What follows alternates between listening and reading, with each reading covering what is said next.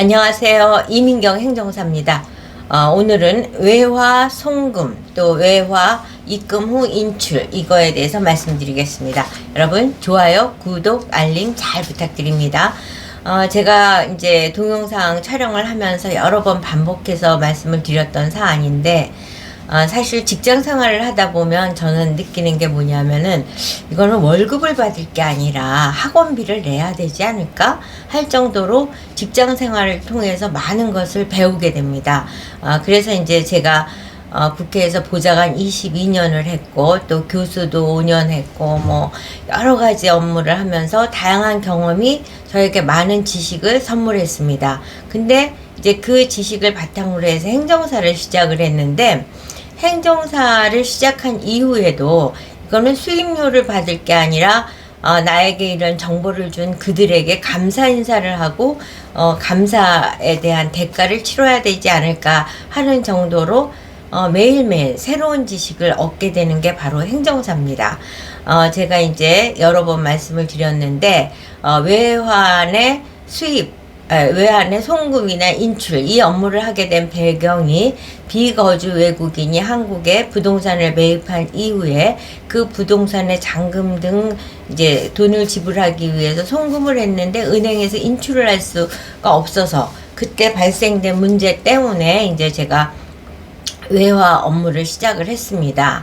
그랬는데 이제 맨 처음에 비거주 외국인의 부동산 취득 위주로 했는데 그걸 보고 많은 분들이 또 외화와 관련해서 연락을 주셔서 제가 이제 외화 송금은 어떻게 해야 되는지, 입금은 어떻게 해야 되는지, 또 인출은 어떻게 해야 되는지를 이제 공부하기 시작을 했는데 그 내용이 너무나 방대하고 그래서 막 표도 만들고 뭐 여러 가지를 해서 이제 그 의뢰인이 연락이 오면 즉답할 수 있게끔 많은 공부를 했습니다. 몇 날 며칠 수많은 파일을 만들면서 그랬는데 그걸 보고 연락을 주시는 분들의 케이스를 보면 이 세상에 존재하는 케이스가 이렇게 다양할까 라는 거를 경험을 하게 됩니다. 이제 한 케이스는 남편이 중국에서 사업을 하는데 중국에서 이제 공장을 운영을 하는데 한국에서 이제 그거에 의해서 판매 수익을 얻은 걸 중국에서 또 운영을 하기 위해서 돈을 보내야 되는데 그 돈을 이제 그 중국에 송금을 하는 절차 과정에서 이제 10만 불 이상을 보고해야 되고 뭐 하여튼 등등 그런 거에 대한 또 어려움 때문에 해결을 위해서 연락을 주신 케이스가 있었습니다. 그리고 또 다른 케이스는 외국에서 이제 외국에 있는 여성과 이제 결혼을 할 예정인데 그 여성이 A라는 국가에서는 상속을 받았고 B라는 국가에서는 경제활동을 해서 수익을 얻어서 각각 두 나라에서 송금을 해야 되는데 이 돈을 또 어떻게 해야 되느냐. 뭐 또 다른 케이스는 일본에 거주하고 있는 일본인과 결혼을 하게 됐는데 그분이 일본에서 상속을 받았다. 그 돈을 한국에 들여올 때 뭐 들고 와야 되느냐 하여튼 여러 가지 이분은 편법의 머리를 아주 수없이 쓰면서 이러면 됩니까 저러면 됩니까 그런 분이 또 이제 연락을 주셨습니다. 그랬는데 최근에는 또 어떤 연락이 왔냐, 오늘은 이제 그 이야기를 중심으로 해서 말씀을 드릴 예정인데 싱가포르에서 이제 저는 그걸 몰랐죠. 말레이시아 MMEH 그러니까 말레이시아 비자인데 장기 체류 비자를 받았어요. MMEH. 그래서 본인이 장기 체류를 하기 때문에 말레이시아의 돈을 40만 불 이상, 뭐 1년간 한 100만 불 이상을 송금할 예정인데 그 과정에서 발생된 문제가 은행에서 송금을 하려면 해외 이주 예정자라는 걸 입증하는 자료를 갖고 오라고 그런다는 거죠. 그래서 이제 해외 이주 그러면은 이 MMEH는 어떻게 되는 거냐 그랬더니 이거는 장기 체류 비자일 뿐이지 영주권이나 시민권이 아니기 때문에 해외 이주 예정자를 입증할 수 있는 서류를 발급받을 수 없는 한계가 있어서 그것 때문에 이제 상담을 하게 됐다. 이런 말씀을 하시는 거예요. 그래서 그럼 해외 이주 예정자의 서류를 왜 요구를 하게 될 건가? 라고 이제 봤더니 그 직원이 봤을 땐 이렇게 거액의 송금을 할 수 있는 케이스, 개인이 송금할 수 있는 케이스는 일반 증여성 송금, 또 해외 부동산 취득 송금, 해외 이주로서의 송금, 이 세 가지 케이스인데, 여기에서는 지금 말레이시아에서 장기 체류를 한다니까 해외 이주 예정자라는 걸 입증을 해라 그러는 거죠. 근데 해외 이주 입증을 하기 위해서는 영주권이나 시민권을 가진 사람이 가능한 것이지, 이와 같이 장기 체류 비자를 받은 사람으로선 가능하지 않다, 이제 이러는 건데, 해석에 따라서는 또 장기 체류 자격을 해석을 받을 수도 있다는 걸 이제 또 확인을 했습니다. 그랬는데 문제는 뭐냐면은, 이렇게 장기 체류를 하기 위해서 해외 이주 예정자라는 것을 발급을 받으면, 그것을 발급하는 순간에 대한민국 주민등록은 말소가 되는 겁니다. 그리고 건강보험도 이제 중단이 되는 거죠. 그러면 과연 말레이시아에 가서 10년 보장된 장기 체류를 위해서 대한민국 국민으로서 얻을 수 있는 수많은 혜택을 포기해야 되느냐, 이런 아주 굉장히 중요한 선택의 기로에 놓이게 되는 거죠.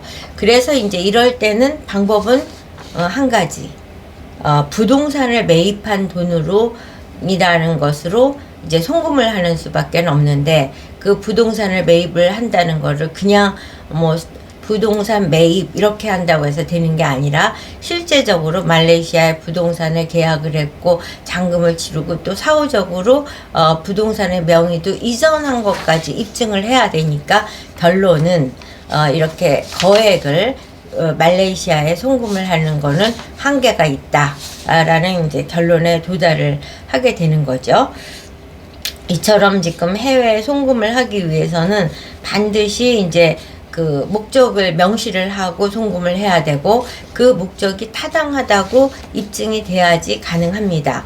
그런데 이제 송금을 하기 이전 단계에서 이제 이 나라에서 그 송금과 관련해서 또는 입금과 관련해서 보는 포인트는 딱 두 가지입니다.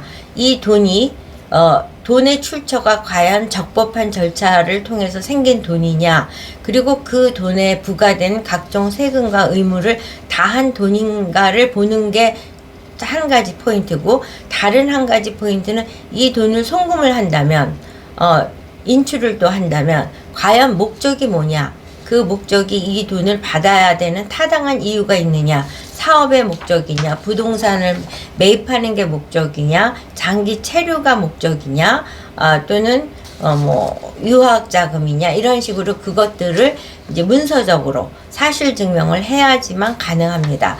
근데 이제 이 의뢰인이 말씀하시는 가운데 이런 말씀을 하셨어요. 왜냐? 돈을 해외에 수출하려면 이 돈의 출처를 정확히 국세청에서 확인서를 발급을 해줘야 되는데, 그 확인서를 발급하는 과정에서 국세청에서 해외 이주비라고 써줬다는 거예요.